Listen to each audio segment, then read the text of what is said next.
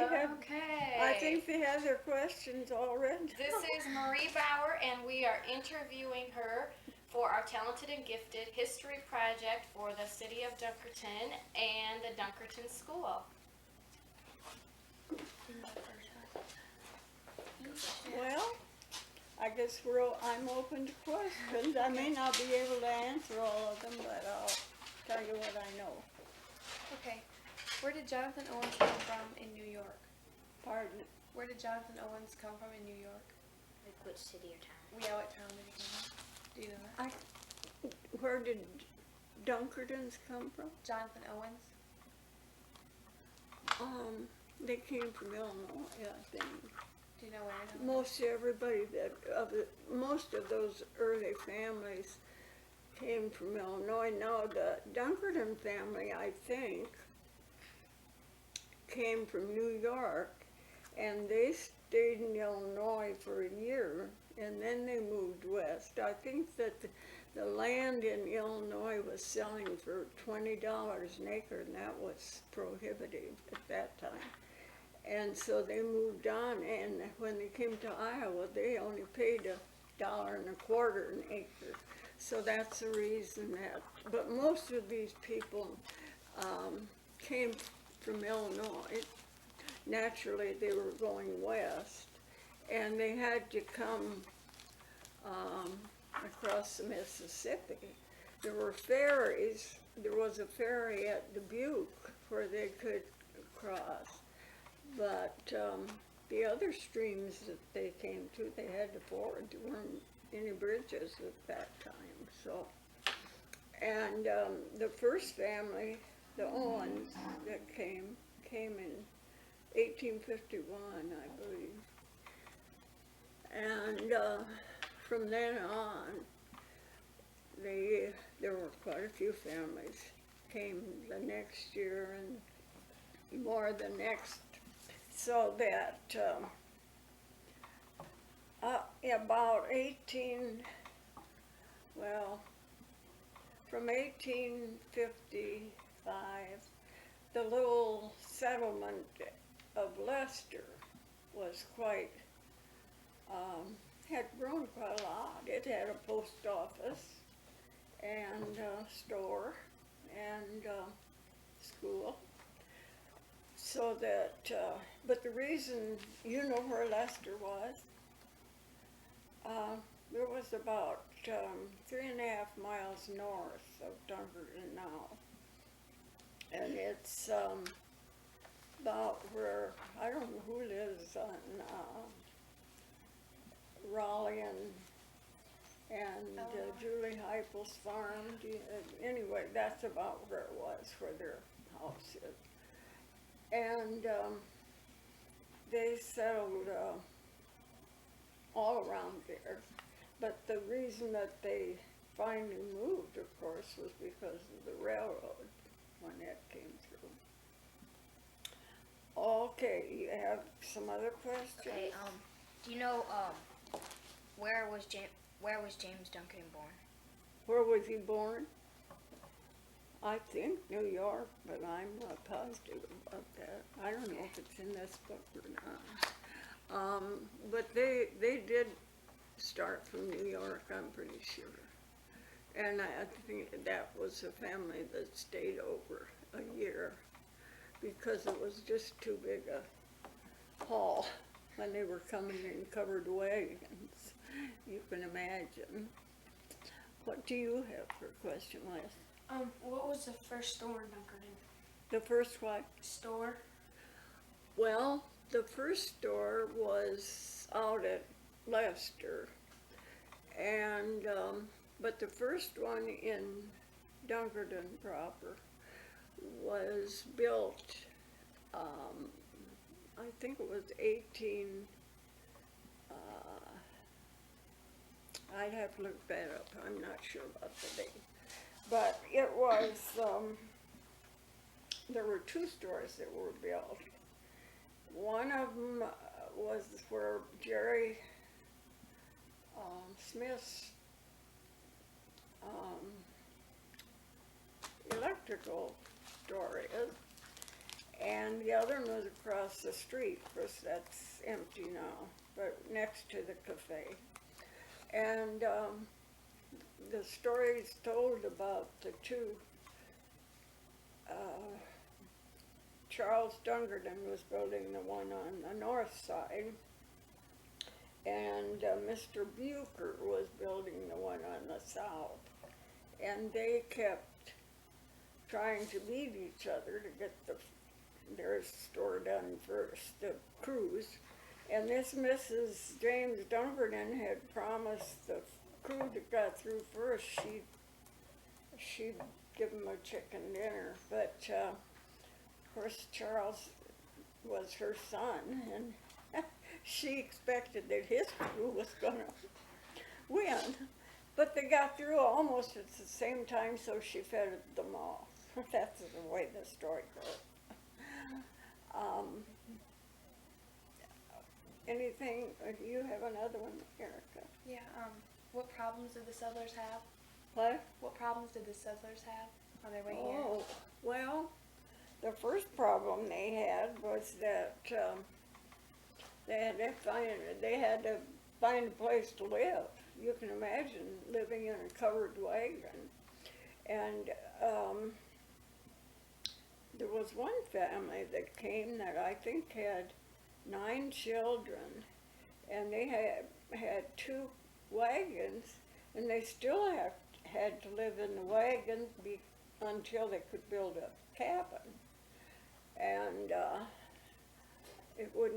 they had to chop the trees and start from scratch, so it wasn't easy.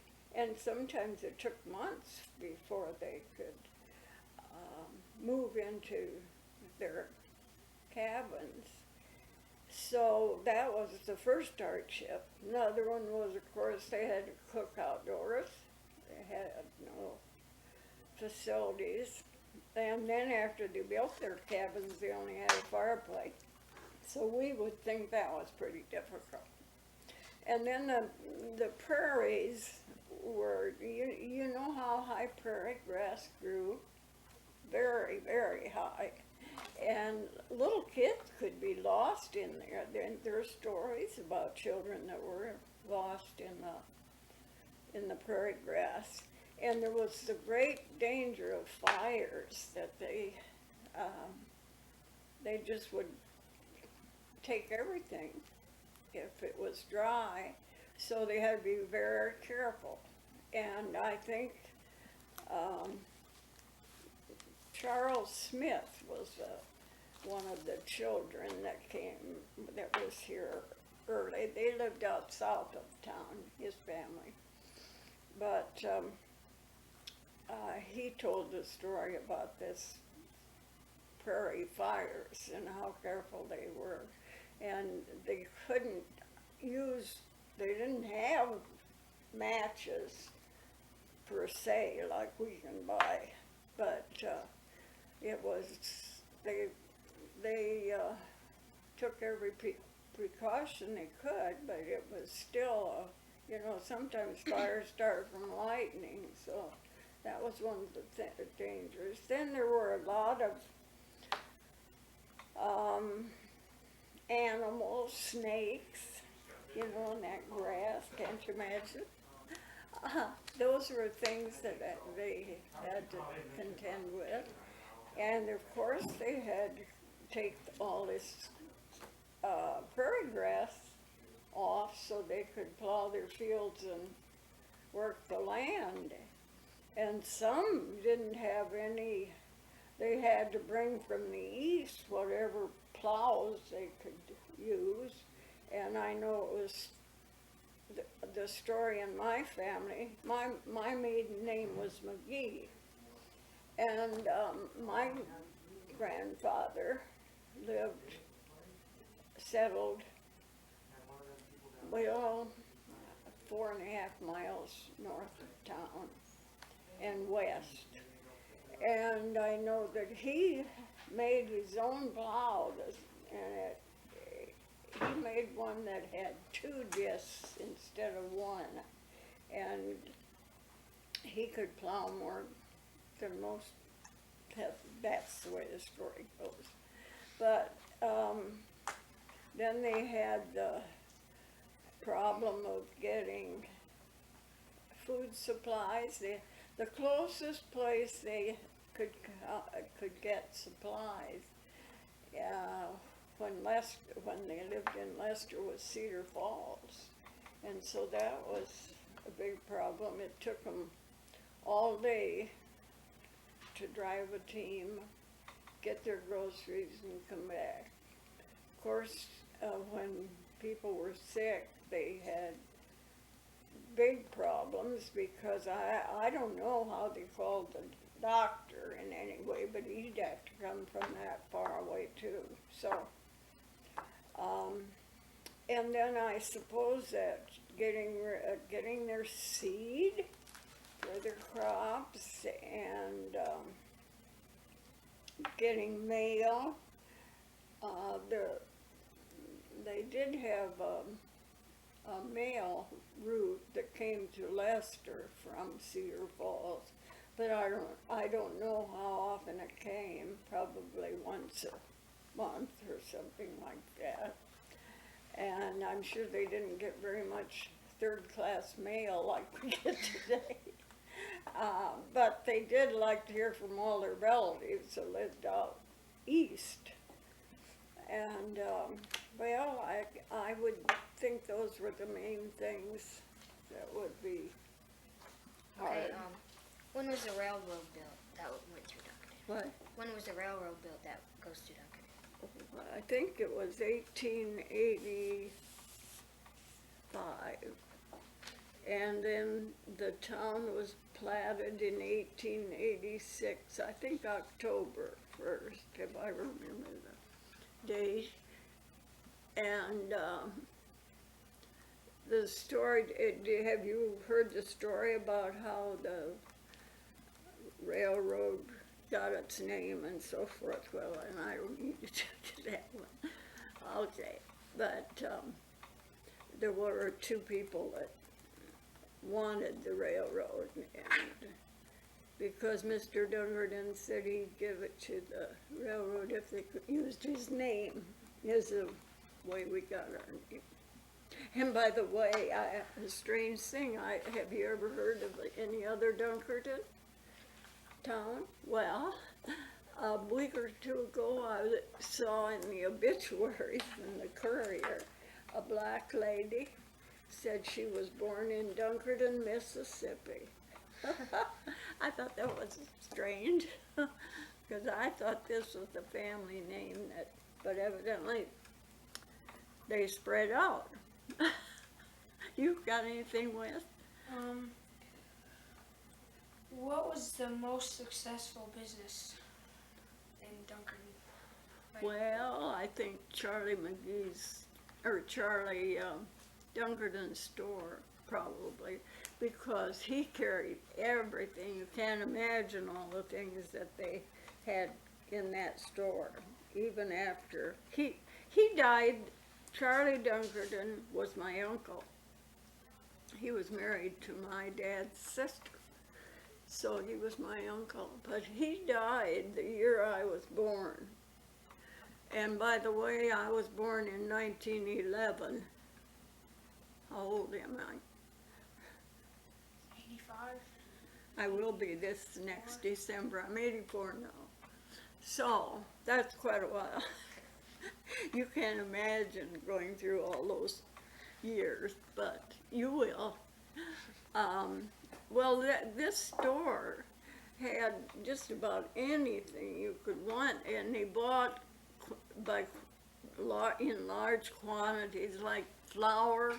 You know, they bought barrels of flour, and in one corner of the store, Charlie Dunkerton started the first bank. And, well, I don't remember all of the first officers, but my grandfather was one, and Mike Stabell. There's still Stabells here, so you know That's an old name.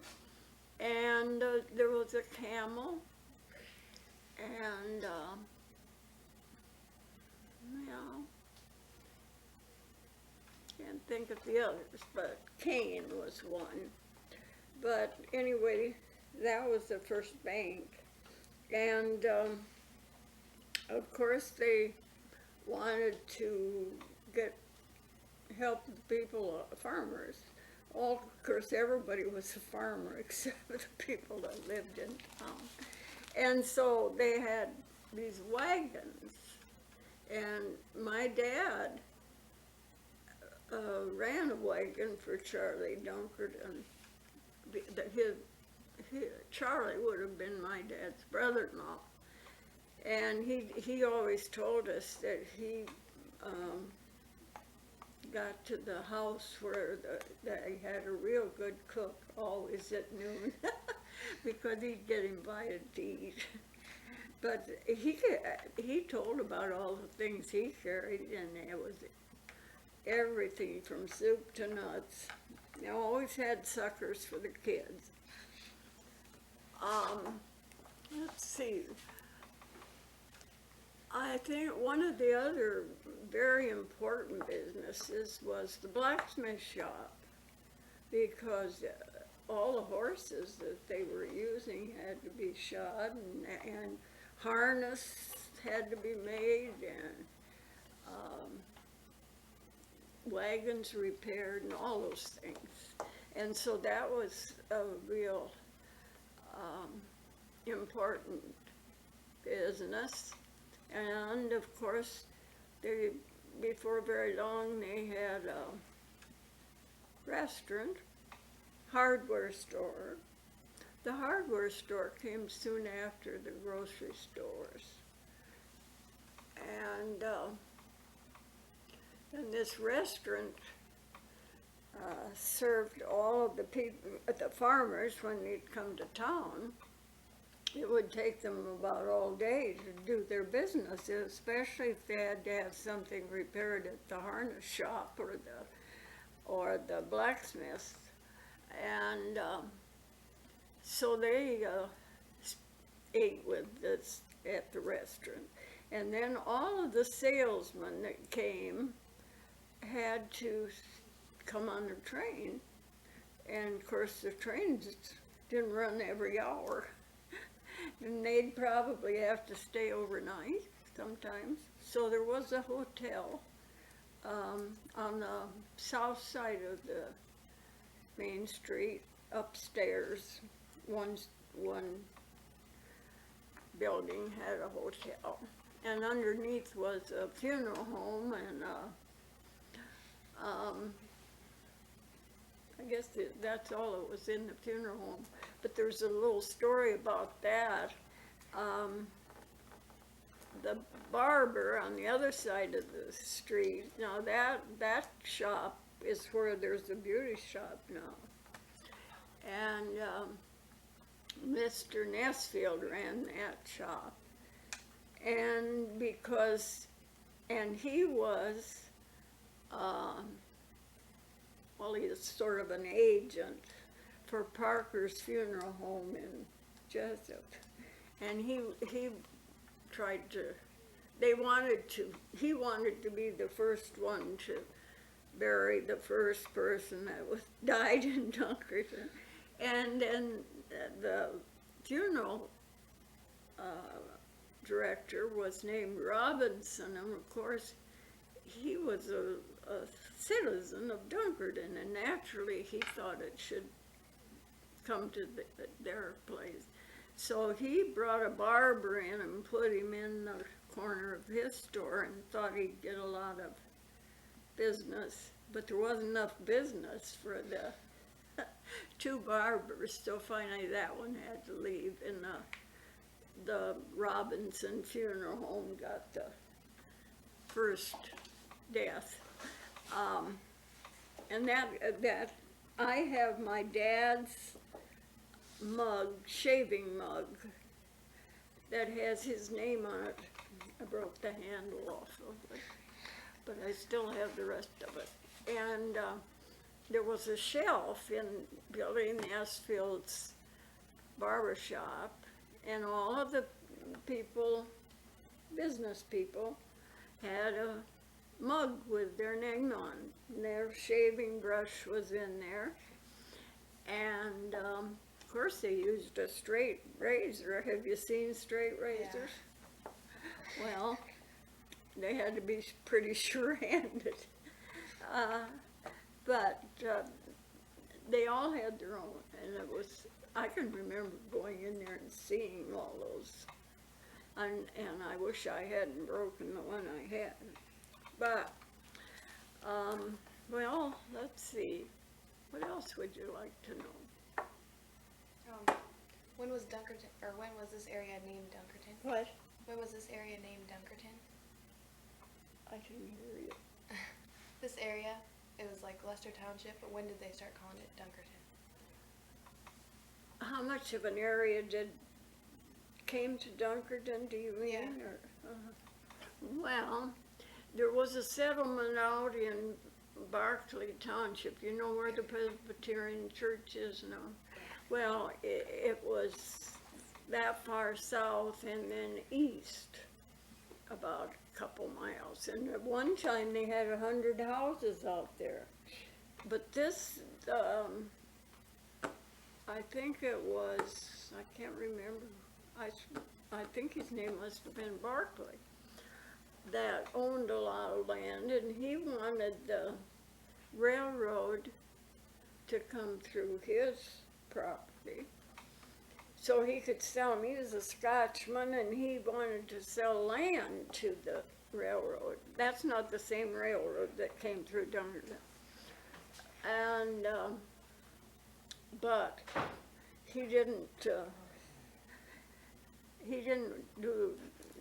do it very well. Dunkerton's did it much better. He was going to charge them, and they decided that wasn't for them, so they went through Jessup. Somebody gave them land down there. So then that little town of Barclay disbanded in time. And then there was another settlement west of town called Blakeville. And that was about 3 miles west to the light and north of a mile or so. And that grew up to have quite a few businesses. They even had 2 blacksmiths. And well, they had a school, they had a church, they had a store. So there were really those Lester and Blakeville and Barclay that eventually Lester came to be Dunkerton, and the others sort of, I think that the ones out at Barclay probably went toward Jessup more than Dunkerton because it was the railroad town. And of course, everybody, when they finally got crops and harvested, they had to ship their grain, and it had to be on these railroads. So that was an important thing, to be near the railroad. And of course, do you know what another thing would be that would be essential? Beside the railroad, they had to be sure they had a water supply, you know, because that would be very necessary. Well,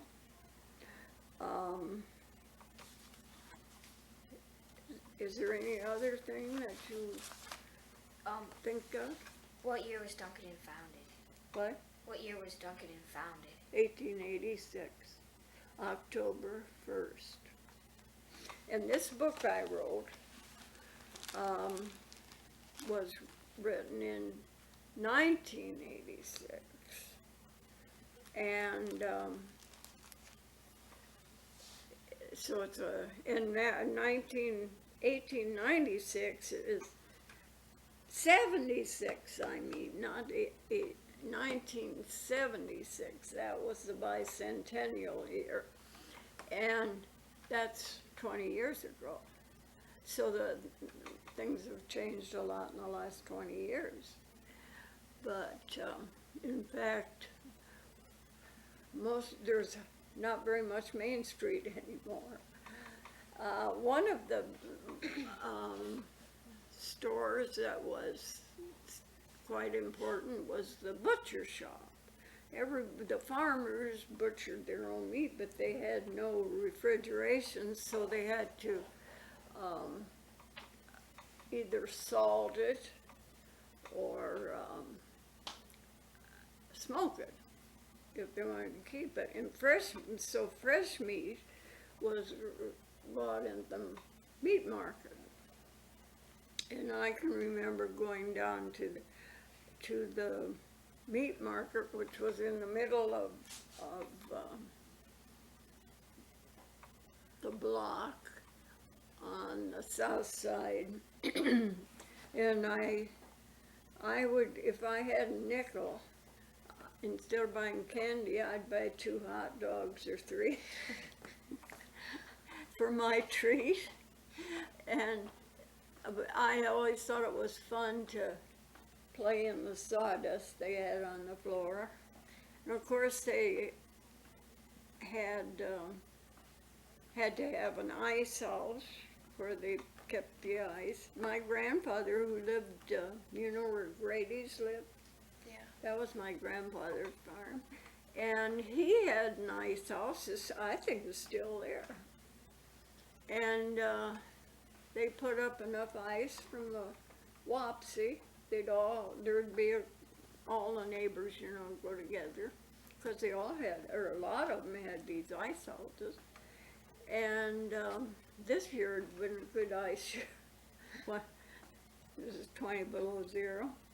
But they would put the ice in the buildings and pack it in sawdust. And of course, we kids, ooh, that was wonderful. If we could, and our granddad, don't you dare go open that door. Well, you know, we opened the door and we got cooled off once in a while. But that was a fun thing to do. Something that it was a little bit nearer later, I don't know how much your relatives, Harv, Shimp, and Archie, and all of those. Rich, your granddad's rich, isn't he? No, who's your grandpa? Who? Bob. Oh, sure. I should have known that. By the way, how is he? He's doing okay. They just got the fluid out of him, and now he's breathing right and good and doing good. Oh, yeah. Well, you know, they live in our house where I was born. And I lived there for 50 years after we moved back here. But this is a picture of Dr. Buckmaster and his wife. And that's, if you notice on the outside of the community hall, well, I don't see it on here. They took it down to paint probably, but there is a plaque that goes here somewhere that says it's dedicated to Dr. Buckmaster's 50 years of service. And his funeral was in this community hall also. And he was the only doctor we had for many, many, many years. His name was Raleigh, and there are several Raleighs that are named for him. Raleigh McGee's one. Well, that's kind of off the subject. What else? What kind of businesses weren't successful in Dunkerton? Well, I think they were all pretty successful because they were necessary. They didn't have any taverns at the time, but they had probably a little bit later, they had a pool hall, but I guess liquor couldn't be sold at that time. But the pool hall was over on the north side. I think it's where the library has been built now. It was a wood building. And the first building, the building that was there before the library, was moved in from Leicester, and it was a grocery store for some time. There were several fires. These are flood pictures. No, that's a fire. The depot burned. I don't know if that's the one where Mr. Feckgetter was killed out on the railroad track west of town. And it derailed some of the cars and the depot caught on Is fire. that the Main Street flood where Main Street got? Can you see where My dad said he canoed down it. here's one that shows where Shemp Brothers lumberyard was. It was where Lobans lived. Now, well, yes, there are no boats going up and down, but they're dead. There were plenty of them. This is not the worst flood. I don't think this is 93. But we've had several floods. In 93, the water was up to the stools in our drugstore, up above. Mess. Oh, well, what else? Who was the first mayor of Dunkerton? What? Who was the first mayor of Dunkerton? First Mayor? man? Mayor. Mayor. Let's see. My dad was the first clerk. John Campbell was the first secretary, I think. And the first mayor was Cummings, I believe. I believe his name was Cummings.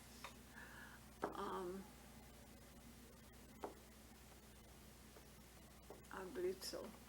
And there was a little store, or a little building, where the tavern is now, was our drugstore. And there was a vacant lot, and then a little building. Is that there anymore? I don't think it is. That was where they had the harness shop, and that was an important business because there were a lot of horses. And there's still one over in the Amish territory where they can get repairs. Well, I can remember Mr. Fressel fixed our shoes too, not too well, but he did fix shoes too. What else? What year was Dunkerton first considered a town? What year was Dunkerton first considered a town? Well, it was October 21st, I believe, in 1886. That's when it was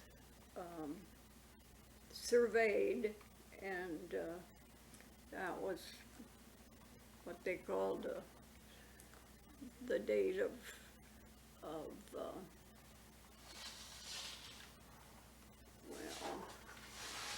the date we celebrated. How about you, Wes? What were some of the locations of the first business? Were they like on Main Street like now, or were they spread out? You have to say that over. What were some of the locations of the first businesses? Oh, well, people came in, they didn't,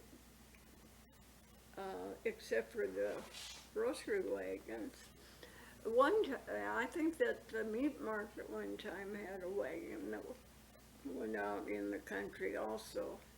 But mostly the farmers came in to town. I don't think that's what you wanted, was it?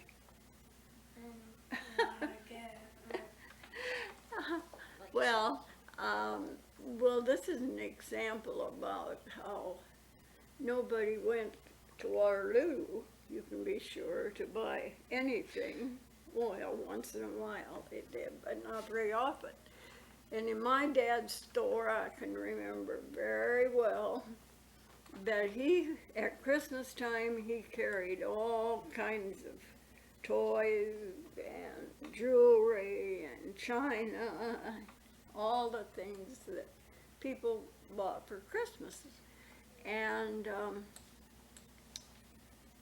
these farmers would come in their sleds or wagons, whatever, and they would stock up. They would do no Christmas shopping till Christmas Eve.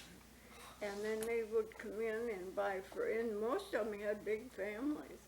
And so he might have had stuff on the shelves that he didn't expect even to sell that people would buy at that time. And I remember he didn't get home till maybe midnight on Christmas Eve because he was selling the farmers their kids' Christmas toys.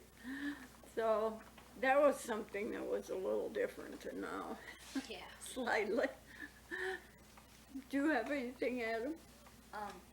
What was the population of Dunkerton when it was first considered a town? Well, I don't know, but I would suppose all these families had pretty good sized families, most of them anyway.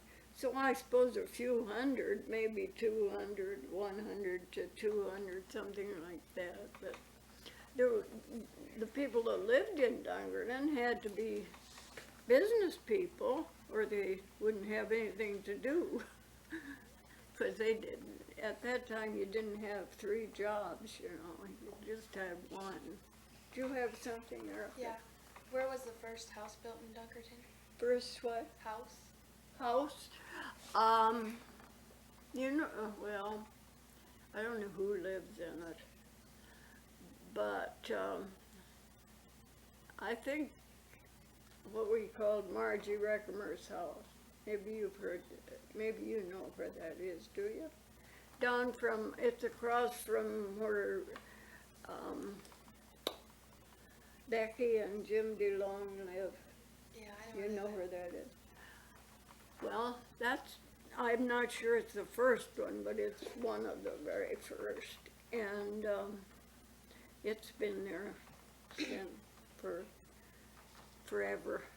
And the house we lived in, have you seen the date up above the bay window in the house where your grandparents lived?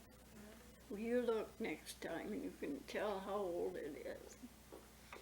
It says 1899, and it's soon going to be 100 years old.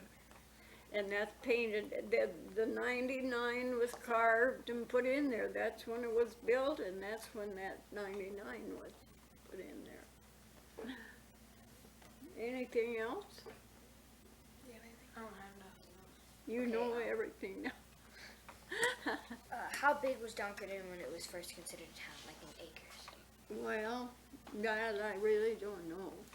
But it wasn't, there wasn't much population. You know, there was a time, well, 30 years or 35 years ago, I could go down the streets of Dunkerton and tell you who lived in every house and how many people there were. I could have taken a census, but nobody asked me to do that. But that's, it's altogether different now. We're a mobile society, and while there's some old names still around, a lot have changed. Are there, well, the Shimp family, there are quite a few of you left. Not all with the Shimp name, but quite a few descendants. The first Shimp that I knew about was Ben Shimp. Now, I don't know, would he be your father's great-grandfather? Well, you ask I him. don't know. You find out. That's the first one I remember. Do you have something, Erica? Yeah. Who are some famous people from Dunkerton? What? Who are some famous people from Dunkerton? Can't hear you. I'm sorry. Who are some famous people from Dunkerton? Oh, famous people? Well, I don't know. We've had, we had at the celebration in 1976, we had Marilyn Sluter Jarvis come back from California and sing. She was married to a movie director, and he had a radio talk show and so forth out in Hollywood. You know, I'm sure you've heard that Dunkerton was the first Class B school that won the state tournament, basketball tournament. You ever heard that? Yeah. Well, I'm sure there are pictures out there somewhere, you know. And Wally Gaddis was the star of that team. He's now dead. Bob Buckmaster was another quite prominent person here in Waterloo. He was the mayor for a while, and he was a lawyer, and very prominent in the start of KWWL. Well, I'm sure there's some others that are. We haven't had a president yet. Maybe one of you will be. But we seem to have a lot of people that come back to these reunions, and they're hoping for a huge crowd this next time. I think there were around 900 in 1976. 1986 was that one. We were celebrating, this was written in 76, but we celebrated the school and the town's centennial. Not the schools. The school will be 75 years old this year. But I think that there'll be a big crowd. We have had letters from some friends live in Texas and places out of state that are planning to come. So it's really quite a nice thing that you kids are doing, I think, to preserve some of this. And the next generation won't know as much as you know, and we'll all be gone. So I think you're doing a real good job. Okay, do you want to push the button? Okay. Okay then. Well, maybe we'll be televised. Still going. Don't break it. Ottawa.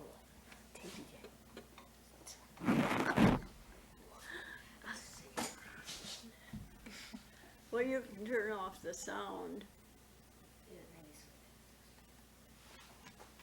Oh, look.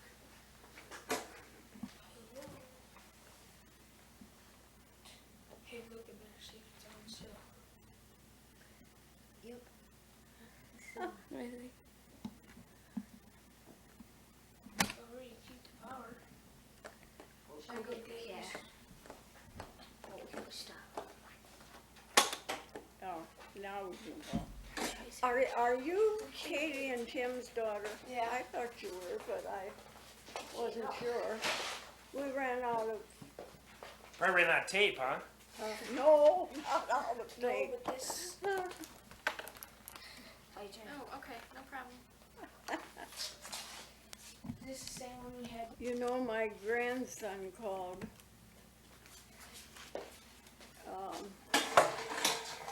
Last week one day. That isn't turned on now. Yeah, it's on now. That's okay. Oh, won't tell that story. Okay, we'll save it till the end. I've got some questions for you, continuing with the history of the school and of the city of Dunkerton. And with the school, tell us about when the 1922 building was built.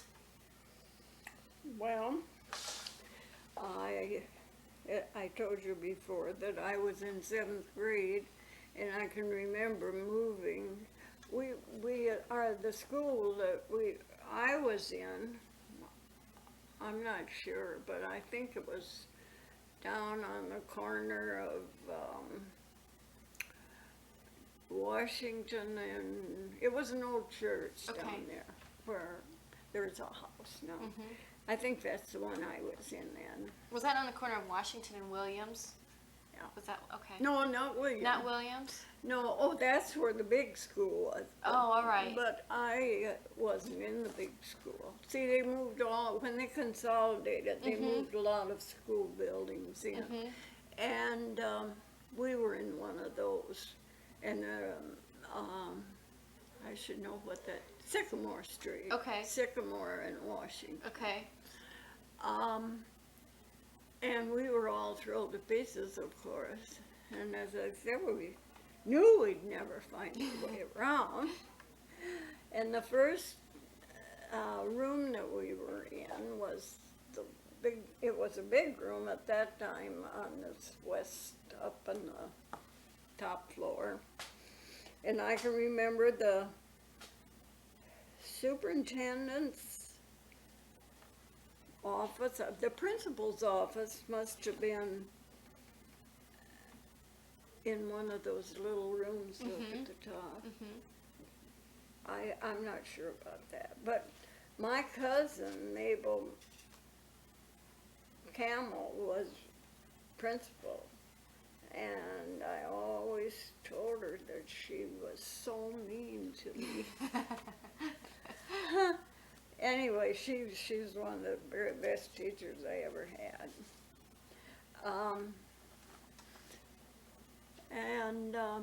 Well, I can remember in that 7th grade, we had penmanship teacher. I don't think they teach penmanship anymore. But we had Palmer method penmanship. Have you heard of it? I've heard of it. Okay, someplace I have some slanting lines, you know, you went like this. And I had a teacher named Alice Van Vliet, and she was a Palmer Method teacher from way back. Believe me, we could all write when we got out of school, which probably wouldn't be a bad idea. Yeah. At that point, handwriting was really emphasized. Yeah, it sure And was. all the letters had to be exactly yes. perfect. And that was back in my grandfather's day. Mhm. Those who were good penmen were really at a prize, because they did all of my grandfather happened to be a notary public, and he was a school teacher too. And This is Kathy. Yes. Your phone call, can you take it? No, I cannot. Please take a message. Alright. and my dad was a good penman too, real good. Well, When the new building was built, how did it impact the community? oh, of course, there was a lot of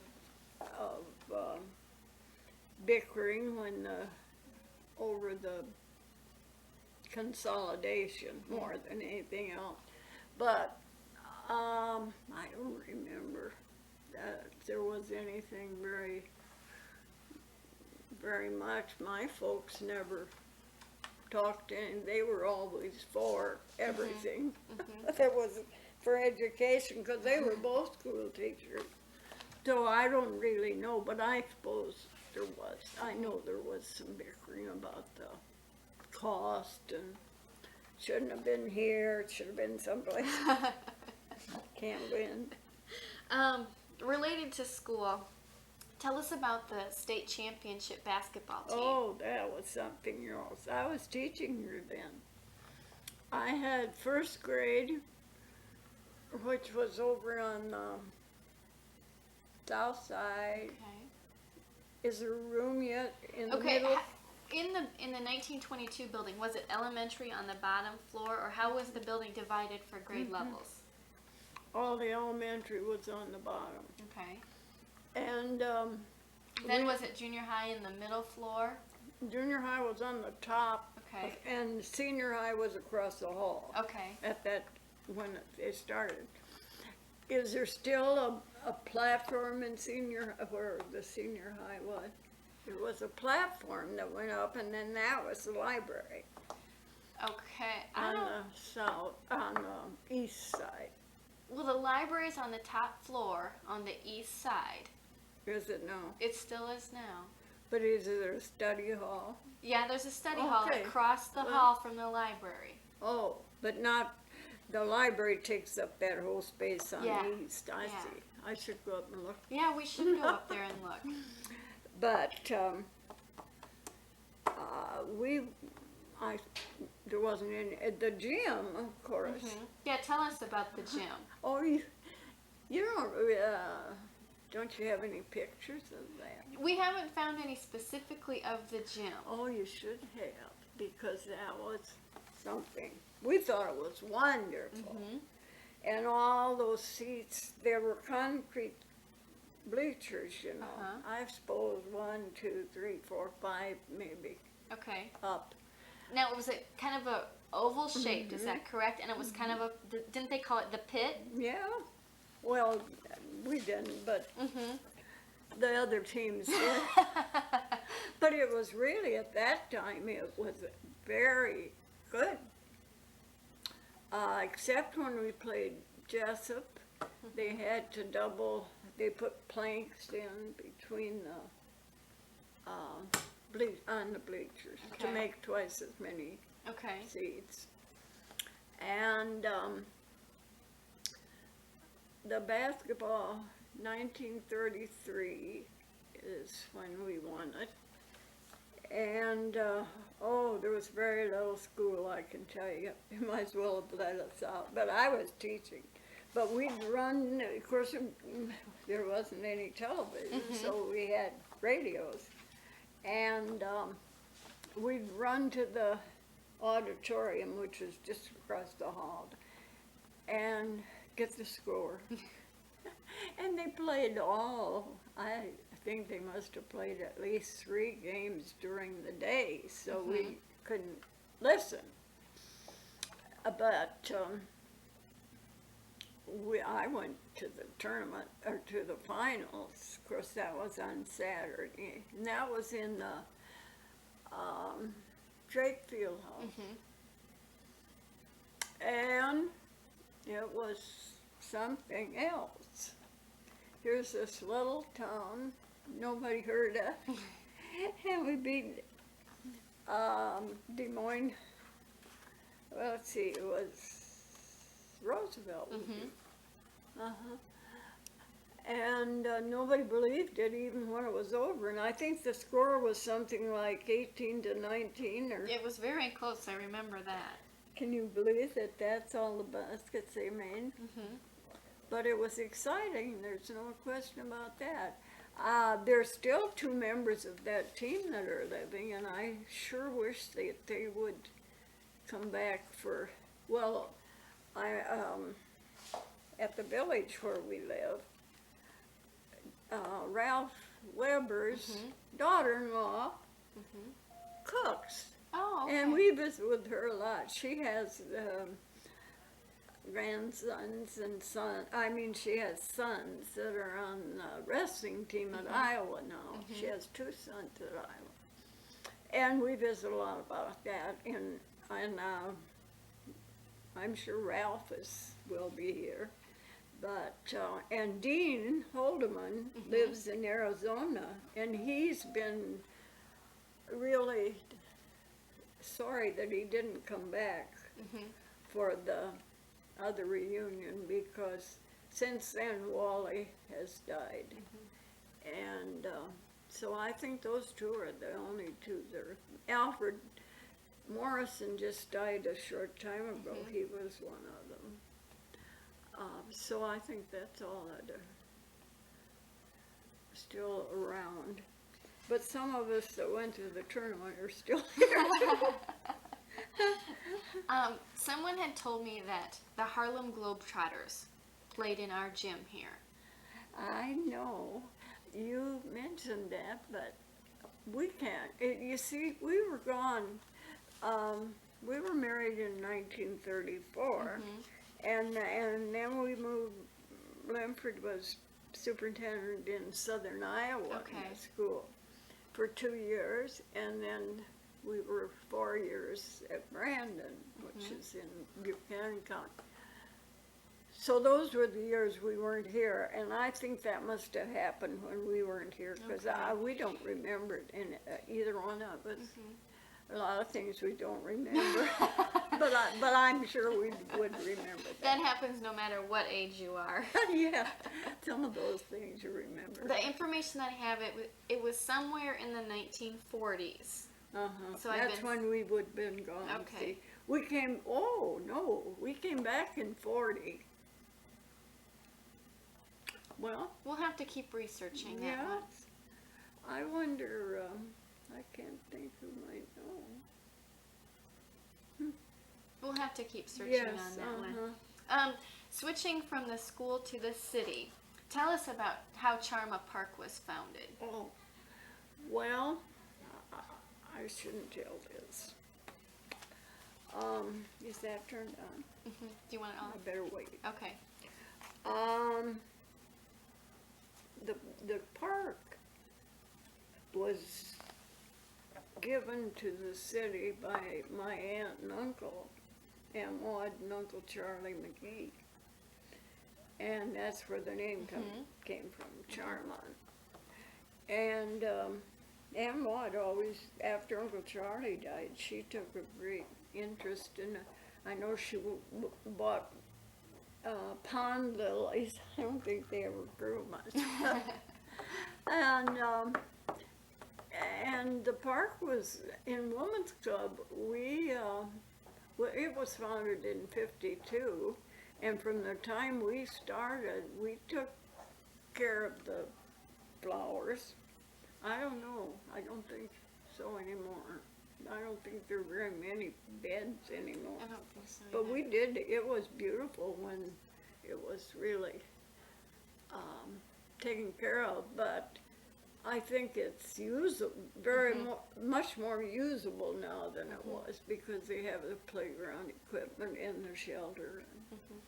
So mostly what they have now, I think, are perennials, and they don't take the care of them. But I remember in 1976, we had a bed that made a flag, red, white, and blue, on the hill. Okay. That little hill down into the park. And it's been used an awfully lot. And of course, I can remember when we used to skate on Skimpus wasn't there then, but it was when my kids were growing up. We had a picture of the bridge. May I have your attention, please? There is a maroon car in the teacher's parking lot that is blocking the route for the buses to get into the lot. We need the car moved right away. Mine? Is that yours? Mine's out here in that. Nope, that's not yours. Okay. I know I asked you like Yeah, yep, you're fine where you are. Was I telling you? About the Charma Park Bridge. Oh, yeah. Babe Kaufman Mm-hmm. painted a picture of the bridge. And I bought it from her. I have no idea what I paid for it. But, and I gave it to our son, Dick, because they used to jump off the bridge into the creek from there. It was deeper than it is now. And so one of his children, I suppose, has it. I should find out about that. But I also have this painting of Main Street over on Charma. Okay. But, well, that's about all about Charma, I think. Okay. It's a big addition. Mhm. Yeah, and it was a work of love, really, because everybody that worked on it was a dedicated person. And I think probably that there's no problem now about taking care of it. I think it comes out of tax money, probably. But, oh, I had something I was going to tell you. We had several floods. Now, I don't know, 1963 was the worst one. I was telling the kids that the water was up to the top of the stools in our drugstore. And it was a mess. I think probably that's worse than fire. But, and of course, nobody had any insurance for that. I guess you can get it now, but you couldn't at that time. Well, is there anything else? Tell us about Main Street. How it's changed through the years. Oh, yes, there's, well, I told you I have this painting. When you get ready for an exhibit at Grout, see, we live in Waterloo, Okay. so easily could bring it. Okay. And I talked to Frank Smith, that's one of Marcia's children, and he was in our daughter's class. And I talked to him at a birthday party for Wayne McGee this summer, or this winter. And I asked him if he had a picture that his mother had painted. And he doesn't, and the other two kids do have. So I promised him that I would see that he got this one. So it will stay in the family. And it's really unique. It's very amateurish, but it's very, I love it. And it's in an old frame that my mother had a painting that she'd done. So, but you're welcome to use Okay, it, see, great. when you want the, Great, thank you. when you make up the exhibit. Seems to me like there were some, wasn't there a quilt? Oh, that's because Phyllis's family had yes, that. Helen yes. had one of it, I believe. I don't remember what it was. It was done, different community members quilted squares, and then they were all put together. There was the bank and the Charma Bridge and the library and, oh, I don't even, we've got a book of all what all the original pictures were. And then each block was quilted and put together, and the person that put the blocks together was Margaret Knief. Oh, yeah. And She's then- a quilter. Yes, and then it was won by Phyllis's mother, and she's going to let us borrow it for the exhibits. Does Phyllis have it now? Yes, she does. That's good. Well, I may have made a block. I don't know. I don't remember. I don't know. I'd have to look it up. No, I've got a list I of who can't made the remember blocks. making one, but The one last thing I would like you to talk about is the railroad. What can you tell us about the railroad going through town? Well, I know that everybody knows how it got its name and about the story Right. about Mr. Dunkerton giving them land. Well, of course it was vital because everything came by rail, no trucking, no trucks. And I was telling the kids that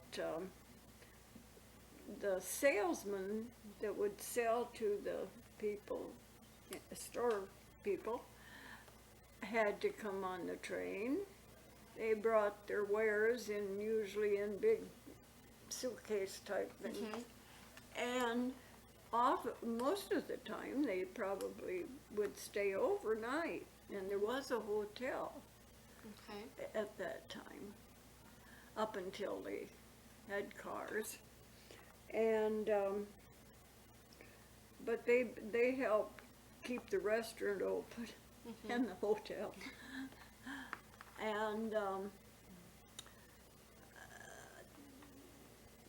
well, I don't know. Oh, I remember when I was in high school, one of our, Dorothy Heipel, lived in Dewar, and she came on the train every morning to school. Oh, okay. And there was a train in the morning, and one about 4, and one about 9. Okay. So the morning one and the 9 o'clock came from Waterloo to Owine, Okay. and the other one went the other way, because we could go to Waterloo on the 4 o'clock train, go to a show or whatever, and come back at 9 o'clock, which was really pretty slick. Yeah. Very And convenient. I don't think the fare cost much of anything, 35 cents maybe or something Okay. like that. But it was used, passenger-wise, it was used a lot. And I can remember kids would go down on Sunday afternoon and walk the rails. That was a big deal. And there's a bridge, over the creek there. And we were awfully careful that the train wasn't due about then. But I think that one picture shows the depot burning. And I don't know for sure, I'll have to ask my husband, but there were 2 men killed out here on the west. One of them was Track John Fettgether, Yeah. and that was in 1944. And Roman Tysinger was Okay. the other one. Okay. And, 'cause I felt so badly when Roman Tysinger was killed, because our family used to get to go out, our kid, 3 of us, and they had 4, but we all were the same age. And we got to go out to the farm every summer and ride their horse that was named Ribbon. And I felt so bad when Roman was killed there.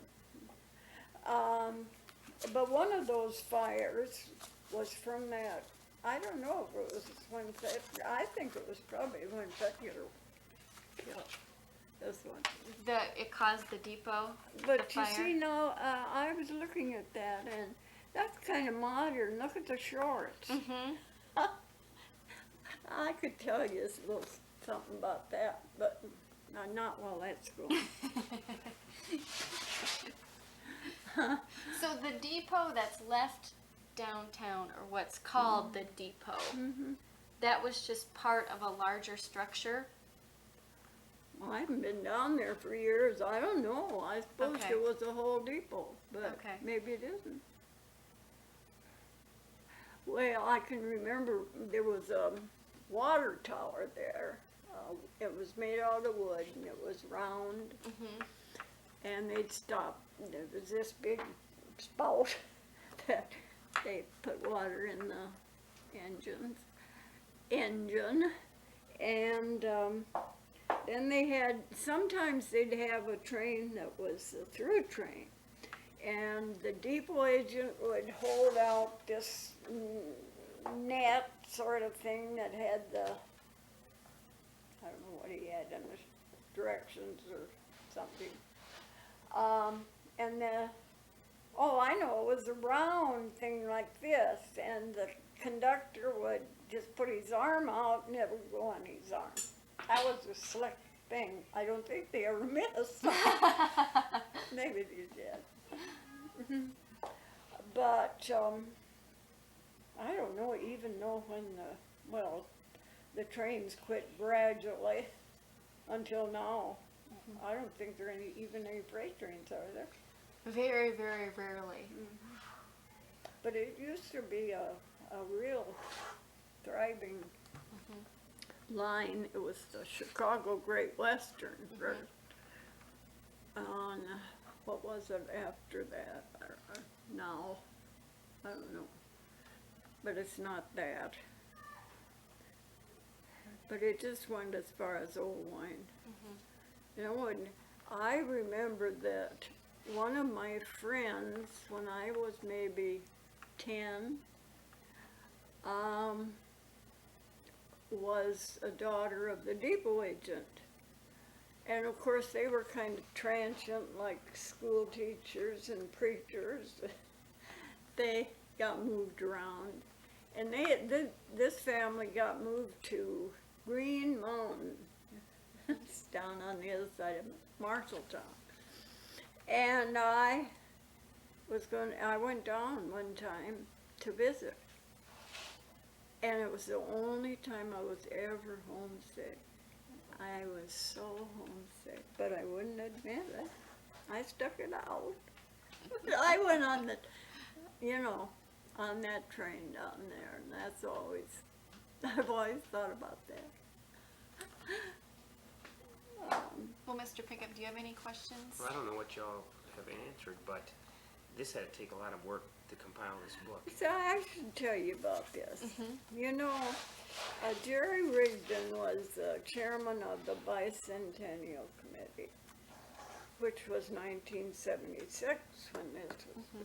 And he came to see me one day and he said, I wonder if you would write an article for the Sun. That was the paper in Evansdale at the time.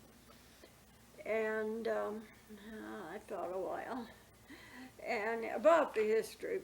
But I did have a lot of information. This Aunt Maud McGee that I told you about the park, she had done a lot of research, and I had that. She had done her family and also the town. Well, so I said, okay, but it's not going to be perfect, you know, there are going to be mistakes, you know. Somebody's going to say that didn't happen in 1876, it happened in some other year, because I wasn't that interested in going to the courthouse and all those things. So anyway, I wrote an article for each week, and that's what the Lars see. Now this was the 1 week.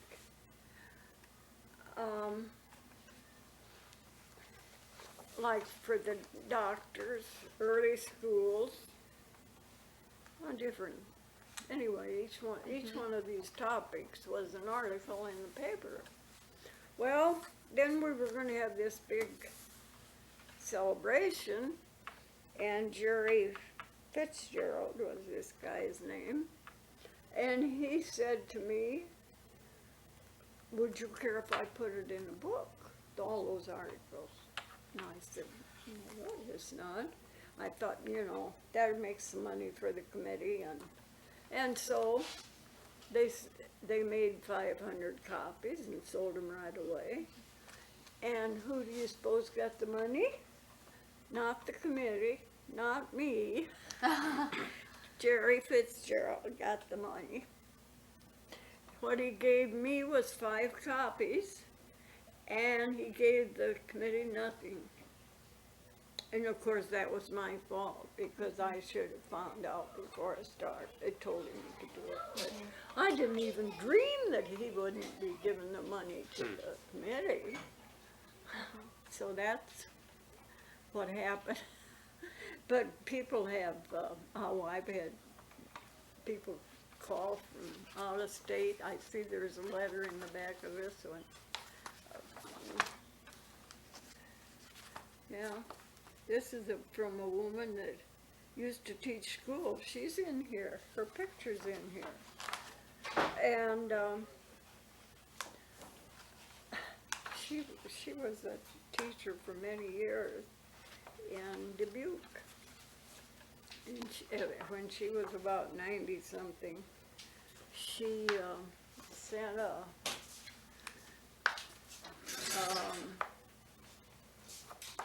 sterling silver spoon to me. Or she sent it to my sister, really, and I was a little mad at that. Because I have a spoon collection. My sister didn't have one. So I told her, but she gave it to me. But it was that you could use, and I think it's the only one probably. Maybe I don't think Shirley's got one.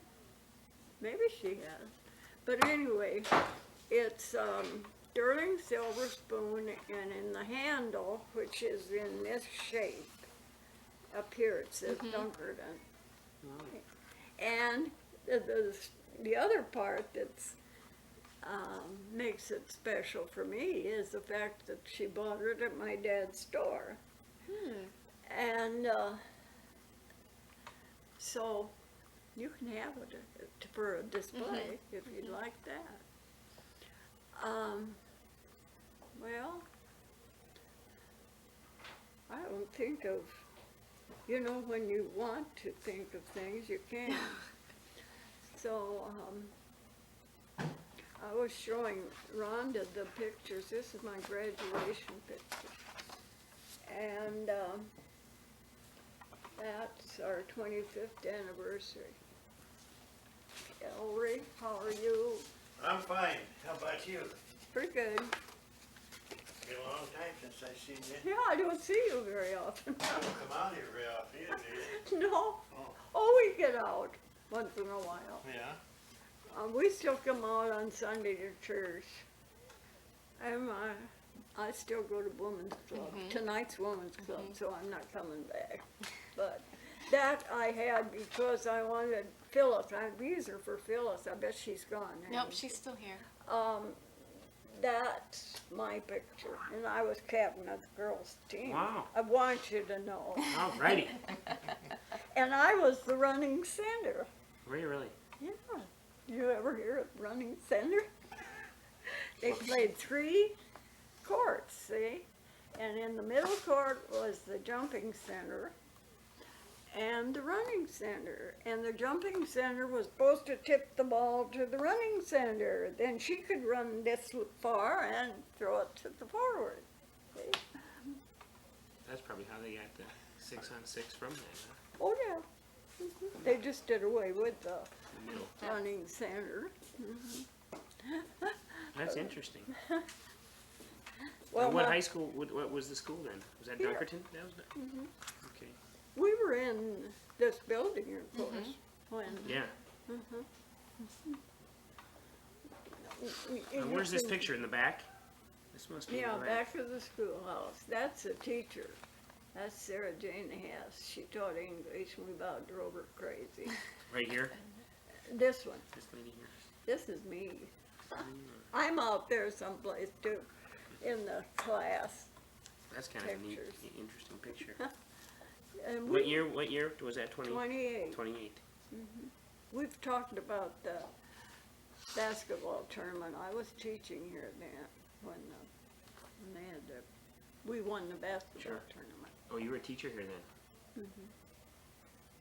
And we'd run out from our rooms to the auditorium where there was a radio and find out what the score was, run back into the teach a while, and then have a long recess.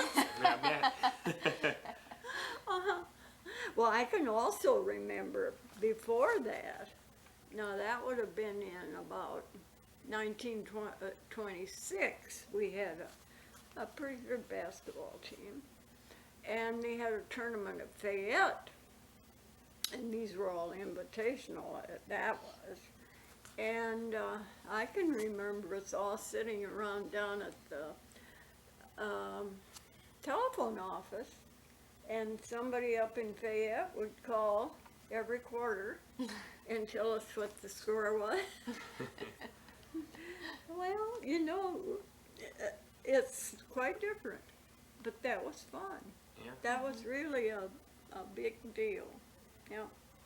Hmm. That's great. This is my cousin who was principal here when I was in high school. And she was the one that made me write all this stuff because I talked too much. Yep.